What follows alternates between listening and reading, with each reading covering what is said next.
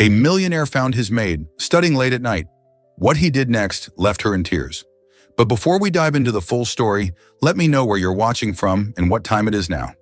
Subscribe to the channel and let's get started.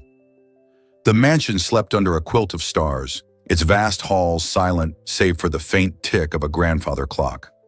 Alistair Finch, sleepless again, paced the marble corridor, his slippers whispering against the cold floor.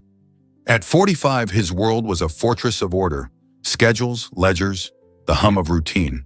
But tonight, the weight of emptiness pressed harder, like a hand on his chest. He paused at the stairwell, the darkness below pooling like ink. A faint glow spilled from the kitchen, sharp against the gloom. Alistair frowned. The staff should be gone by now, the house locked tight. He descended, each step deliberate, his shadow trailing like a reluctant guest. The light grew, warm and unsteady, flickering from a single lamp.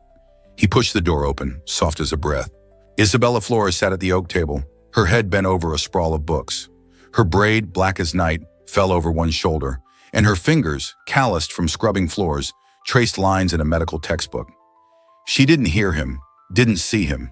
Her lips moved silently, memorizing, her brow creased with focus. The lamp cast her shadow long, a quiet giant on the wall. Alistair stood, still as stone.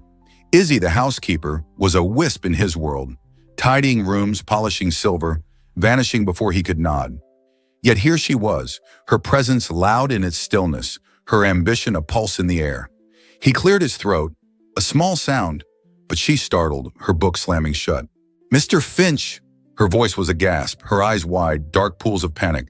She stood, her fingers tightening on the book's edge. "I'm sorry, my shift ended. I just..." "Sit," he said, sharper than he meant. She froze, then sank back, her gaze on the table. He stepped closer, the floor creaking under his weight. "What are you reading?" She hesitated, her hand brushing the book's cover. "Pathophysiology, for medical school. Someday." Her voice was soft, almost lost, but her eyes flicked up, defiant, daring him to judge. Alistair's jaw tightened. Medical school. The words stirred something. Grace's laugh, her gentle hands, the hospital room he'd failed to reach in time. He pushed the thought down, his face a mask. "You study here? At night?" Izzy nodded barely. "It's quiet. I don't disturb anyone." Her words were careful, but her fingers curled around the book, a shield against his scrutiny. He pulled out a chair, the scrape loud in the silence, and sat across from her. The lamp's light caught the gray in his hair, the lines etched deep around his eyes. "How far along are you?" he asked, his tone even, like a man discussing weather. Her shoulders eased, just a fraction. "Just self-studying. I need to save for the MCAT, then maybe a program." She bit her lip, as if saying it aloud might break the dream. Alistair leaned back, his hands clasped, studying her. She was young, mid-20s, her face plain but alive with purpose. He saw it now, the fire beneath her quiet, the weight she carried. His gaze lingered on her, a crack in his usual reserve. "You're diligent," he said, almost to himself. Izzy's cheeks warmed, but she said nothing, her gaze dropping to the book. The silence stretched, heavy with unspoken things. Alistair stood, his chair scraping again.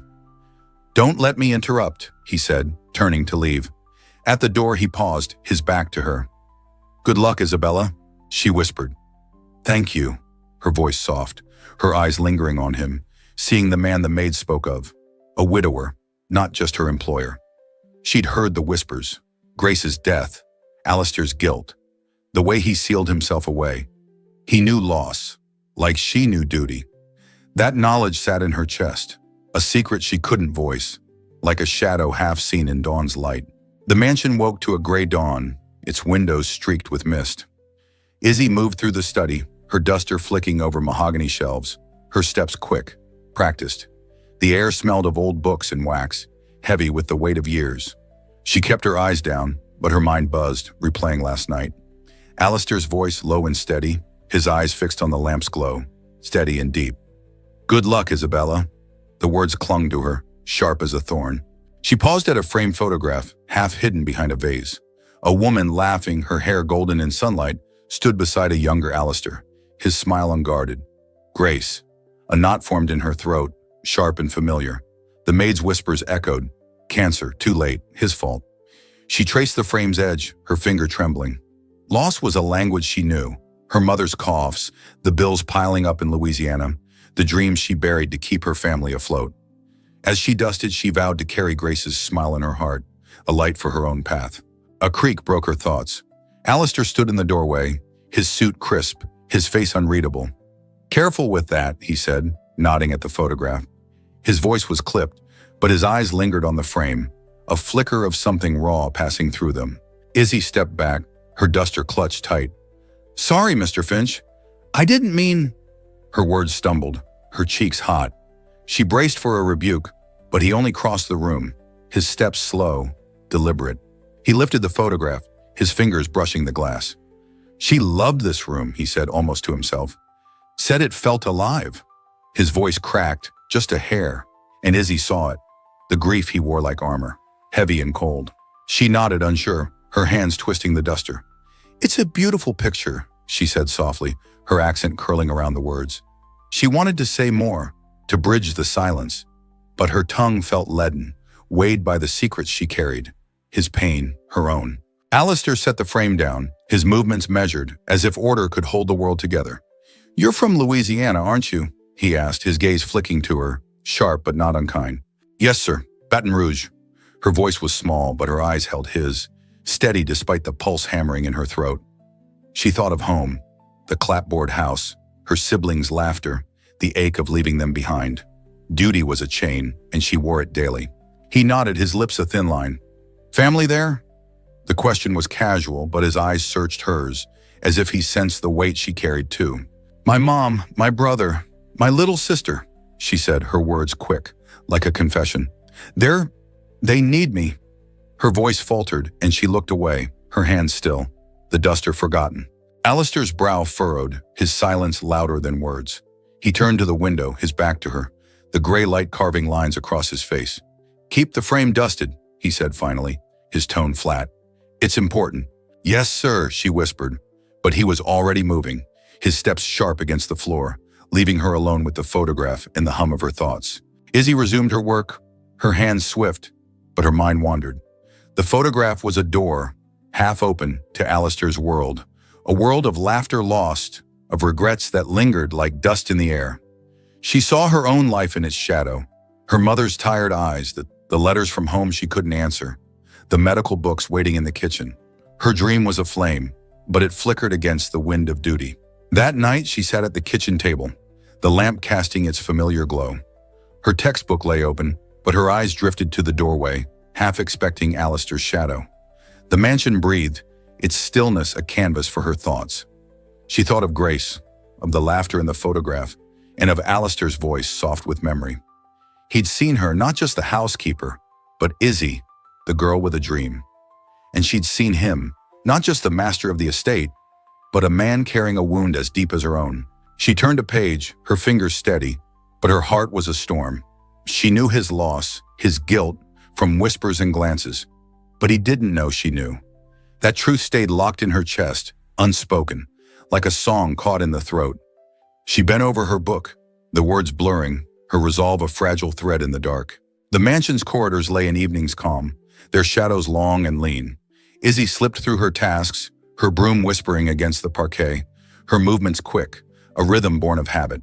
The air carried the scent of polish and time, but her thoughts were elsewhere. On the photograph, Alistair's fleeting grief, the weight of her own secrets. She'd seen him again that morning, his nod curt as he passed, but his eyes had lingered, a question unasked. In the kitchen, night unfurled like a quiet tide. Izzy settled at the table. The lamp bathed her books in soft light. Her pathophysiology text lay open, pages worn from her touch. She traced diagrams of arteries, her lips moving, committing terms to memory. The clock ticked, steady as a pulse, but her pulse drummed, stirred by the memory of Alistair's voice. "You're diligent." The words were a spark, kindling her resolve, but they also burned, reminding her of the dreams she might never reach. A soft thud broke her focus. She froze, her pen hovering. On the table beside her books lay a medical journal, its cover pristine, its title sharp, Advances in Oncology. Her breath caught, sharp as a pin. She hadn't brought it, hadn't seen it before. The kitchen was empty, the door still, But the journal sat like a gift, deliberate and heavy. She reached for it, her fingers tightening on her braid, and opened the cover. Inside, a note in precise handwriting. For your studies. AF. More to come as needed. Alistair. Her pulse leapt, a wild thing. She flipped through the pages, finding annotations in the margins. Neat, pointed. His thoughts on cancer therapies, clinical trials, survival rates. Her eyes stung. He'd read it, marked it, left it for her. Not a random act, but a bridge, built in silence. She clutched her braid again, the lamplight blurring through sudden tears. Footsteps echoed, sharp against the tiles.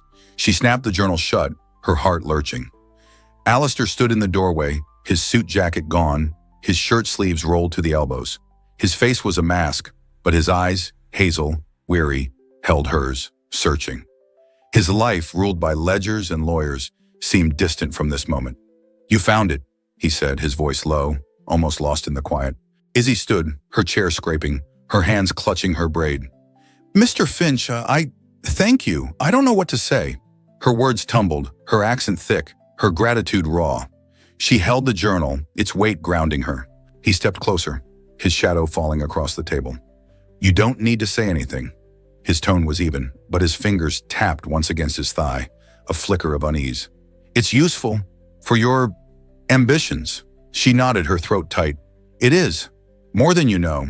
Her voice shook and she looked down, afraid her eyes would betray too much. Her awe, her fear, the secret she carried about his loss. She'd seen his notes, his care, his quiet way of seeing her. Not just Izzy the housekeeper, but Izzy the dreamer, the one who stayed up until dawn. She glanced at the study door, remembering Grace's photograph, its joy a silent cheer for her studies. Alistair's gaze softened, just a fraction, like moonlight breaking through clouds. You're up late again, he said, almost a question, his head tilting slightly. Every night, she admitted, a small laugh escaping, nervous but true. It's the only time I get. Her honesty surprised her, sharp and unguarded, but his presence pulled it from her, like a tide drawing the shore. He nodded, his lips twitching, not quite a smile. Then don't waste it. He turned to go, his steps brisk, but at the door he paused, his back to her. There's more where that came from, if you need them. His voice was soft, a promise wrapped in reserve. Izzy's breath hitched. Thank you, she whispered, but he was already gone, the darkness swallowing his silhouette.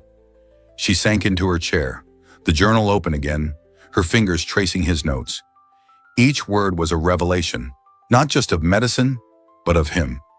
He'd followed her progress, watched her in the quiet, seen her in a way no one had. The realization shifted her view of him, like a familiar face seen anew under starlight.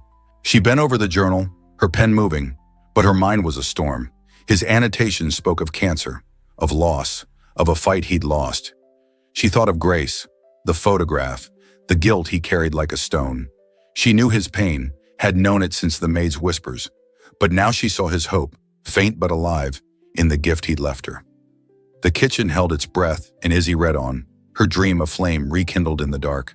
The mansion's halls gleamed under morning's pale light, their stillness a canvas for thought. Izzy swept the foyer, her broom's rhythm quick, her hands steady despite the storm in her chest. The medical journal, Alistair's gift, burned in her mind.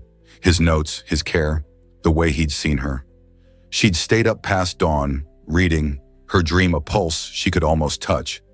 But duty tugged harder, her mother's letters, her siblings' needs, the weight of Baton Rouge pulling her back. A knock at the door jolted her. She opened it, her apron smoothed, to find a courier, his clipboard thrust forward. Isabella Flores? He asked, voice clipped. She nodded, wary, signing for a slim envelope. The paper was heavy, official, embossed with a seal bearing a faint monogram, AF, too small to notice. But there. Her fingers trembled as she tore it open. Alone in the foyer, the air holding its breath. The letter was brief, typed, anonymous. The Grace Fund, managed by a private foundation, is pleased to offer you a full scholarship for an online pre-medical program, including tuition and living expenses. Her breath stilled, joy and fear colliding like waves. She read it again, her eyes snagging on the name. Grace. The photograph flashed in her mind. Alistair's wife, laughing, gone. A scholarship, her dream, handed to her. But her family loomed larger. Her mother's latest letter spoke of hospital tests, no insurance, her brother's shoes too small, a chain she couldn't break. She tucked the letter into her pocket, its weight a stone, and resumed sweeping, her movements faster, frantic. The foyer blurred, her thoughts a tangle. She could study, become a doctor, lift her family from hardship. But leaving her job meant no more checks sent home, no safety net. The risk clawed at her, raw and cold. Alistair appeared at the stairwell, his suit crisp, his face a mask of calm. "Everything all right, Isabella?" His voice was low, his eyes sharp, catching the flush on her cheeks. She froze, the broom still, her hand brushing the letter in her pocket. "Yes, Mr. Finch," she said, too quick, her accent thick. Her gaze dropped, afraid he'd see the truth. Her hope, her terror, the questions she couldn't ask. Was it him? The Grace Fund? His wife's name? His careful gift of the journal? It fit too neatly, a puzzle snapping into place. He stepped closer, his shadow long. "You seem distracted," he said, not unkindly, his head tilting, studying her like a page he couldn't read. Izzy's throat tightened. "Just a letter," she admitted, her voice small. She pulled it out, her fingers shaking, and held it up, not meeting his eyes. "A scholarship for medical school." His expression didn't change, but his hands clasped behind his back, a faint tremor in them. "That's good news," he said, his tone even, too even. "You'll accept it, I presume?" She bit her lip, the letter crinkling in her grip. "I don't know," she whispered, the words spilling before she could stop them.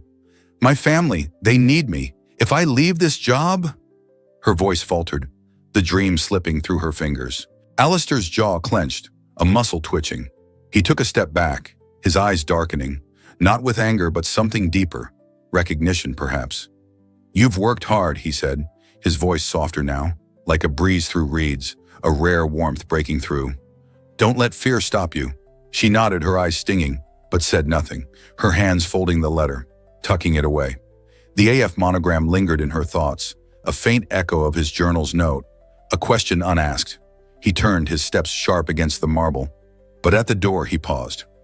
"Congratulations, Isabella," he said, not looking back, his voice carrying a weight she couldn't name. Izzy stood alone, the broom forgotten, the letter afire in her pocket. She thought of Grace, the photograph's golden laugh, Alistair's grief etched in every line of his face. The Grace Fund wasn't just a scholarship, it was his heart, offered in silence, tied to a loss she now understood too well. The name wasn't random, it was a thread, weaving his past to her future, a memory he'd chosen to honor through her. She resumed sweeping, her strokes quick, but her mind was a river rushing. The scholarship was a door, half open, to a life she'd dreamed of since childhood. But it was also a risk, a leap over a chasm she couldn't see across. Alistair's words, "Don't let fear stop you," echoed, a challenge, a gift. She saw the photograph again, Grace's smile, and knew the fund was more than money. It was Alistair's redemption, and her chance, bound together like roots beneath the earth. The mansion's kitchen glowed under the lamp's soft hum, its warmth a haven against the night's chill. Izzy sat, the scholarship letter open on the table, its words a beacon and a burden. Her textbook lay untouched, her pen still. 3 days had passed since the letter arrived, and her heart was a knot. Joy for the chance, fear for her family, doubt gnawing like a worm. She traced the letter's edge, her fingers rough from work, her mind replaying Alistair's words. "Don't let fear stop you." But fear was a shadow and it clung tight. Footsteps broke the kitchen's hush, sharp and sure. Alistair stood in the doorway, his shirt unbuttoned at the collar, his face etched with something raw, resolve perhaps or urgency. "You're still here," he said, his voice low, cutting through the calm like a blade. Izzy stood, her chair scraping, the letter clutched in her hand. "Mr. Finch, Her words faltered, her accent thick, her eyes wide with the weight of indecision. "I don't know what to do," she blurted, the confession spilling, raw and unpolished.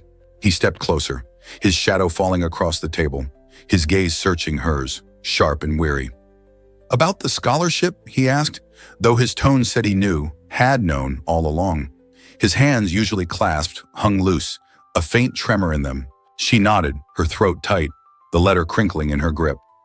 "It's everything I've wanted," she said, her voice cracking. "But my family, they need my pay. My mom's sick, my brother's in school, my sister—" She trailed off, tears pricking, her gaze dropping to the floor. It feels selfish to chase this. Alistair's jaw tightened, his breath sharp, like a man struck. He pulled out a chair and sat, the movement sudden, his elbows on the table, his hands clasped as if to steady himself. Selfish? He repeated, his voice soft but edged, like a reed bending in the wind. You think your dream is selfish? Izzy's eyes flicked up, meeting his, startled by the heat in his tone. I can't let them down, she whispered, her hands twisting together, the letter a crumpled weight. They're all I have. He leaned forward, his gaze piercing, unyielding. You're not letting them down, he said, each word deliberate, a stone dropped in still water. You're giving them something to believe in.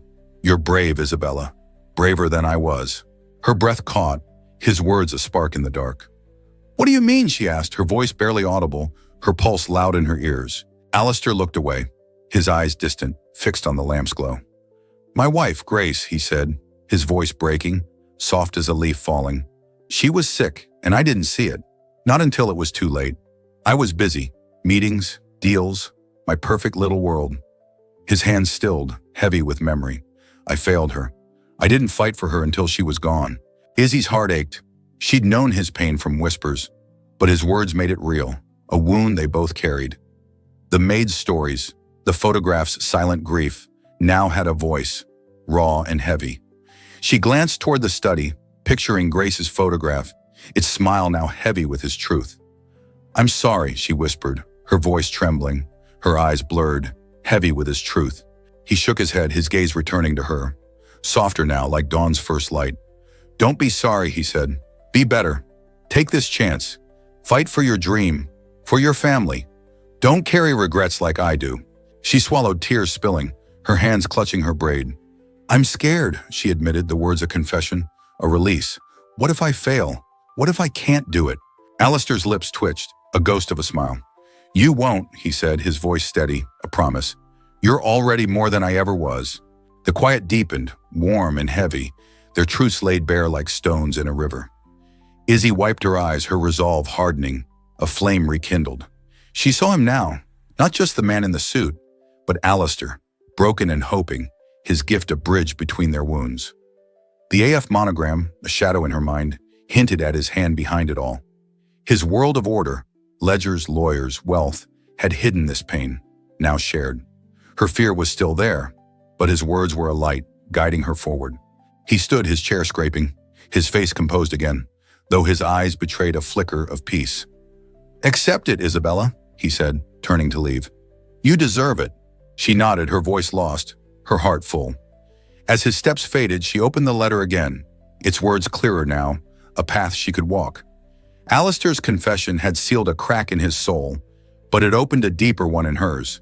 Her dream was a gift, but also a weight, a rift between duty and desire. She sat, her pen moving, her future a fragile thread in the dark. The mansion's kitchen was a cradle of light, the laptop bathing Izzy's notes, a guide in the dark.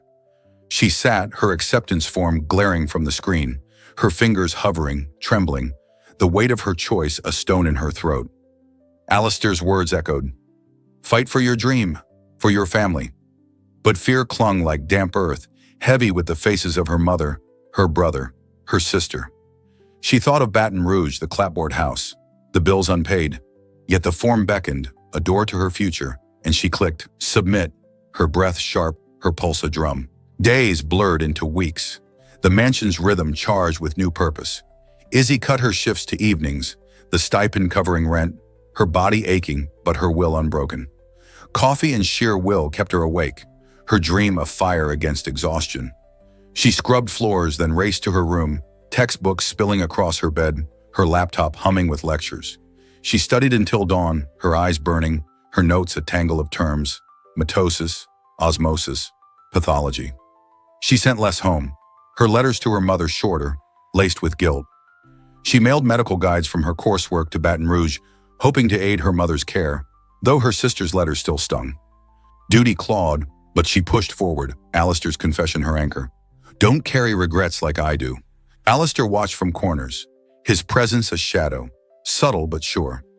He passed her in the halls, his nod brief, his eyes catching hers with a flicker of pride. He left more journals on the kitchen table, cardiology, neurology, each annotated in his measured hand. Izzy found them at midnight, her fingers tracing his notes, her heart swelling. He saw her, not just the housekeeper, but Izzy, the student, the doctor-to-be. She wrote a letter to the unknown benefactor of the Grace Fund, her words careful, grateful, poured onto paper under the kitchen's glow. "Thank you for believing in me," she wrote, her pen shaking. She mailed it, unaware it would reach Alistair, tucked in his study, his hands still as he read. The mansion's calm held new weight, its halls a mirror to their silent pact. Izzy dusted the study, her eyes lingering on Grace's photograph, the golden laugh frozen in time. She saw Alistair's loss clearer now, his guilt, his redemption woven into her chance. Her own loss pulsed beneath, her family's struggles, the distance growing with each day she chased her dream. She whispered to the photograph, "I'll make it worth it," her voice a vow, soft as a prayer. One evening, Alistair found her in the kitchen, her laptop casting blue light across her face. She didn't hear him, her earbuds in, her lips moving to a lecture's rhythm. She answered lecturers' questions with ease, her voice no longer a whisper. He stood, his suit rumpled, his hair graying at the temples, his eyes soft with something like peace. "You're making progress," he said, his voice cutting through her focus.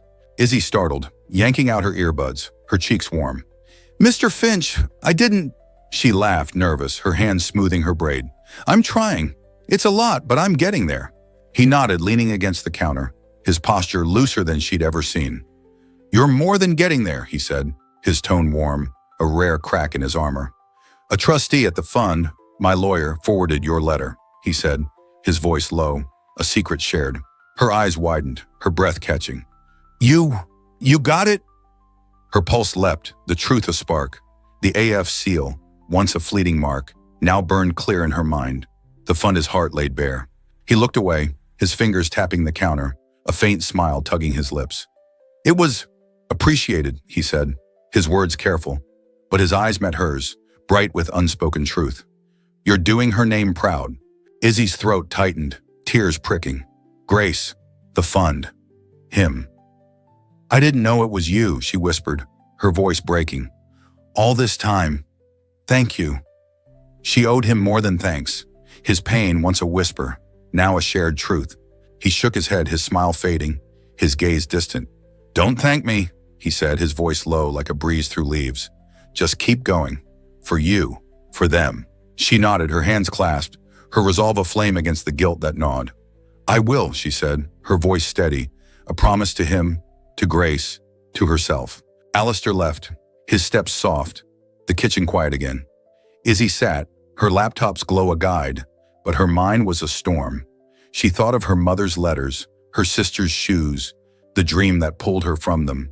She thought of Alistair, his grief, his gift, the way he'd built a bridge to her future. Her path was set, but it wasn't the one she'd imagined as a girl, dreaming under Louisiana stars. It was harder, lonelier, paved with sacrifice. Months passed, her studies a whirlwind, exams, essays, late nights blurring into dawn. She graduated the pre-med program, her certificate mailed to the mansion, her name inked in bold. She held it, tears falling, her heart split between pride and ache. She wrote to her family, promising visits, promising more, but the distance remained, a wound unhealed. Alistair's journals stopped, but his nods in the halls were enough, his eyes saying what words didn't. "You're enough." One night, alone in the kitchen, Izzy found a new journal, its cover plain, its pages blank. A note slipped from it, Alistair's handwriting sharp. "For your own notes. You're the teacher now." She laughed, soft and raw, her fingers tracing the paper. He'd given her a start, but this was hers to write. She saw his life clearer, wealth, order, a fortress built to hide his pain. He'd sought redemption through her, a legacy for Grace, but found something else. Her courage, her light, a home he hadn't expected. Izzy opened her laptop, her next course waiting, her dream a step closer. The mansion stood calm, their bond a quiet current. She wrote in the journal, her words her own, her path diverging from the girl who'd arrived, unseen, to scrub floors. What she'd sought, a doctor's coat, a family saved, was not what she found. She found herself and Alistair, two souls tethered by loss, by hope, their story a melody played in the dark. The mansion's garden bloomed under a soft dawn, its roses heavy with dew. Izzy stepped through the gate, her white coat crisp, her braid loose, a stethoscope draped around her neck. 4 years had carved lines around her eyes, but they shone, bright as the morning. She was Dr. Isabella Flores now, her dream inked in diplomas, her clinic, Humana Clinic, in Queens a beacon for those with nothing. She'd come to see Alistair, her heart full, her steps quick against the gravel. The front door opened, and Alistair appeared, older, his hair silver, his suit softer at the edges. His gaze widened, then warmed, a smile breaking through, rare and true. "Isabella," he said, his voice low, like a stream's murmur. "You're here." She grinned, her accent curling around her words. "Couldn't stay away, Mr. Finch." She stepped forward, her hands clasped, her stethoscope glinting. "I wanted to tell you everything." They walked to the parlor, the air thick with the scent of old wood and time. Izzy sat, her coat folded beside her, her words tumbling fast. "Medical school was brutal," she said, laughing, her eyes bright. "Late nights, exams, patients who broke my heart. But I did it. Because of you." Her voice softened, her gaze steady. "The Grace Fund changed everything." Alistair leaned back, his hands still, his face soft. "You did the work," he said, his tone firm but warm. "I just opened a door." His eyes drifted to a photograph on the mantel, Grace laughing, forever golden. His smile faltered, but only for a breath. Izzy followed his gaze. Her breath caught. Memory a gentle tide. The photograph's smile now a mirror to her own. "I named the clinic Humana," she said, her voice a whisper. "For everyone, no charge, like Grace would have wanted." She paused, her hands twisting, then reached into her bag, pulling out a small plaque. "This is for you, from the clinic, for helping us start." He took it, his fingers brushing the engraved words. "In gratitude, Humana Clinic." His throat working, his eyes wet. "You didn't have to," he said, his voice rough, but he held the plaque close like a treasure. She shook her head, her eyes shining, bright with purpose. "I did. You saw me when I was invisible." Her voice broke, her hands clasped tight. "And the equipment, the ventilators last month. You're still helping, aren't you?" Unsigned, as always. His lips twitched, a ghost of a smile. "Anonymous," he said, his tone light, but his eyes betrayed him, bright with pride. "You're the one saving lives." They sat, the silence warm, their bond a quiet current. Izzy spoke of her patients, her voice alive. Children with fevers, elders with stories, a community held together by her hands. "My mom's on better medicine, thanks to the clinic's outreach. My brother's studying engineering. My sister, she wants to be a nurse," she said, her voice warm, her guilt softening. Her body, once worn by sleepless nights, now carried her forward, her heart free of old fears. Alistair listened, his nod soft, his heart lighter than it had been in years. He thought of Grace, her warmth, and saw it in Izzy, a legacy brighter than gold. "I'm not done," Izzy said, her eyes fierce, her words quick. "The clinic's small, but it's growing. I want to train others, bring doctors to places like Baton Rouge." Her voice softened, her gaze distant. "I owe them that." Alistair's smile grew, his hands clasped, steady. "You're building something real," he said, his voice a vow. "Don't stop." She nodded, her eyes bright, her heart full. "I won't," she said, her voice a promise, to him, to Grace, to herself. They stood, their hands meeting, a brief clasp, warm and sure, like a village stream at dusk. As Izzy left, the garden glowed, the roses nodding in the breeze. Alistair watched from the door, the plaque in his hands, his chest light, his regrets softer. He saw now, his wealth was nothing without her light, a truth Grace would have loved. Izzy's light had reshaped his world, not with wealth, but with connection, a purpose he'd never sought but found. The mansion stood quiet, its halls no longer a fortress, but a home, warmed by a shared dawn. Their story ended not with answers, but with peace, a breath of understanding, glowing like a lantern in the dark. If this story moved you, if it reminded you that hope can be found in the most surprising moments, don't forget to like, share, and subscribe to Heartwarming Love Story. We bring you stories that touch the soul, renew your belief in kindness, and highlight what's truly important in life.